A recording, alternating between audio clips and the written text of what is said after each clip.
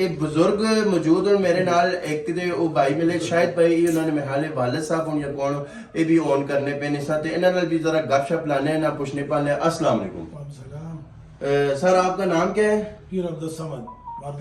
पीर अब्दुल समद साहब, आपकी सेहत कैसी है?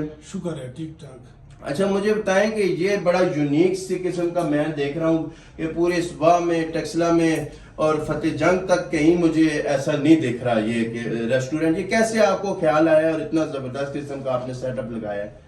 इसमें हम ये नहीं बस इसमें ये मैं कहूँगा कि हमारा उधर एक लीडर था बादशाह खान। अच्छा, बादशाह खान। वो कह रहे थे अक्सर तकरीर में बातों में कि पंजाब हमारा बड़ा भाई है। क्या बात है।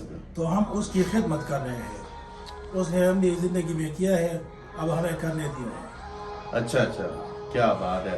तो ये आप ये सारा यूनिक सा सिस्टम लेके कहाँ से आए हैं, कैसे आइडिया आपके जहन में आया है? और इतना जबरदस्त किस्म का बैठने की सिटिंग की भी जगह देखते हैं, बाहर ओपनिंग में भी माशाल्लाह खुली फिजा में भी बैठे हैं, अंदर भी बहुत प्यारा इंतजाम है, ऊपर छत पे भी बनाया हुआ ये सारा।